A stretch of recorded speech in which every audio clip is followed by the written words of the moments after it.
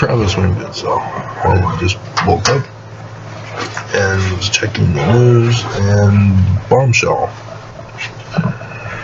Reuters is reporting this morning, although it most likely was from 5 hours ago, so 3 in the morning. The Mormon Church backs U.S. measure to protect gay marriage. Well, that sounds like the church has repented of their ways and are no longer homophobic, right? Yeah, no. Like I keep telling you, the church is pushing the religious freedom movement to be exempt from following the laws of the land, whichever land they're in, because they're going worldwide. They were just in Bali the other day for a religious conference prior to the G20. And so here's where it is. I'm surprised Reuters worded the title of their article the way they did because of this. Pay attention to this. Specifically, the Senate version states, because there's a bipartisan group of senators negotiated an amendment to the Respect for Marriage Act. That's what the bill is called. Specifically, the Senate version states, no church can face a civil...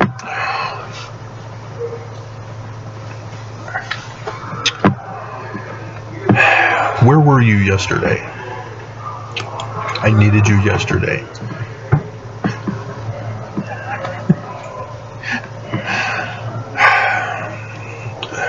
Hackers are using my security system to hack me. They were hacking me yesterday. The video I did with Nelson and all the little clips and stuff, they were erasing and so I had to review it a billion times before saving it. Dear God, such incompetence of something I pay for to protect me.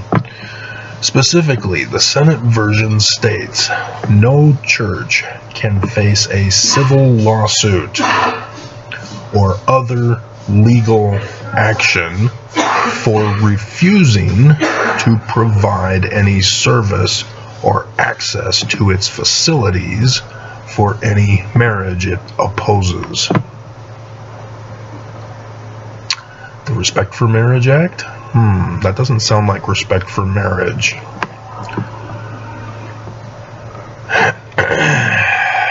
And so this doesn't show that the church backs the protect gay marriage. This is kind of deceptive, Reuters. Because what this means is that the church can say anybody who's in gay marriage has to stay away from Temple Square, has to stay away from church, has to stay away from the BYUs, has to stay away from any businesses that the church owns and operates or is invested in that is part of their tax-free status, tax-exempt status. And if you've not been paying attention, the church is a Christian nationalist church. They are specifically wanting to overthrow America. And in overthrowing America, Utah becomes full Mormon nation again. Deseret. And when that happens, the church then bans outright anybody who's LGBTQ from their nation. This is all steps toward an end goal here. You know the church is thinking millennially about the time when they rule the world, when they get their nation back, Zion. This is a trick. This is a trap, and the federal government has fallen for it. And as I pointed out in the video last night, Rick Scott was there in attendance at the open house of the Washington, D.C. temple. And now he's running for Senate Minority Leader? Yeah, typo, I know.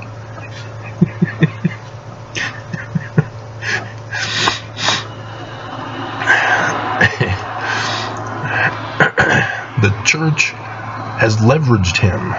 That's why he's running for Senate Minority Leader. There is a reason for all of this. See, he's apparently Methodist, from what I found on his website. He was adopted by Mrs. Scott, Widow Scott. Going to his website page, can't remember if it was a death or what happened with his original family, but yeah, it was another woman with the name of Scott, and so he changed his name to have her last name, as she had been widowed. And so yeah, he's not associated with the church at all. I saw Methodist University, and whether he's actually Methodist or what, I don't know, but this is what they're up to, guys. All of you who are LGBTQIAPO+, and you think that everything is well in Zion, you've been tricked. This is what Nelson does.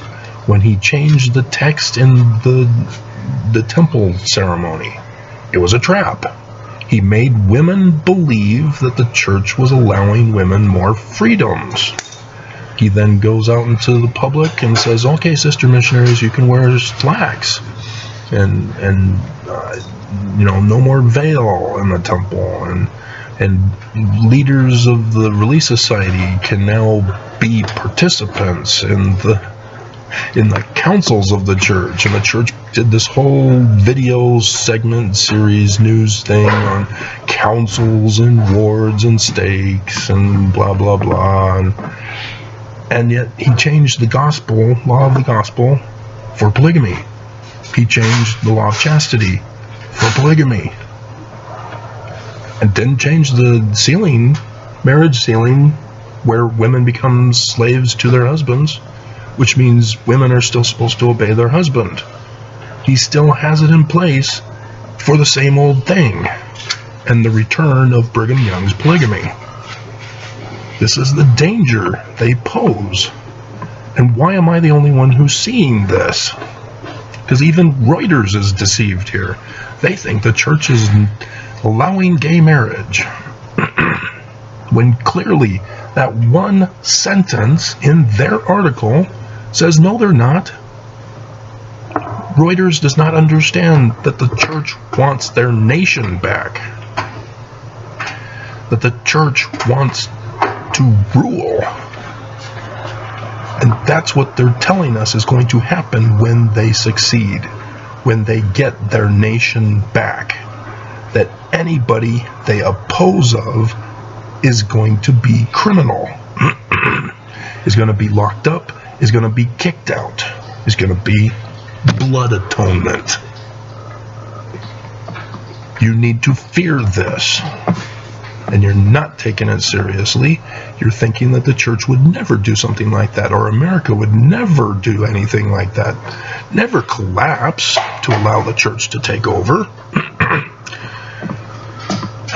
You guys are fooling yourself. The church has compromised a Supreme Court justice with that D.C. open house, and Senator Scott, and other senators that were listed in that article that I did a video of. That incident made Lee the winner of this election, because Mormons said, oh, he went to the Washington, D.C. temple. He's the good Mormon boy. McMullen, oh, he's the bad Mormon. I don't know why he's still Mormon. I think he's gay. I heard it here as the reason why they're not voting for McMullen. His marriage was a cover job so that he can be elected. Do you see what the church has done to the minds of Mormons? The election was rigged here in Utah. I have the evidence. I presented the evidence in the videos for you. This is a nightmare scenario, and nobody is stopping it.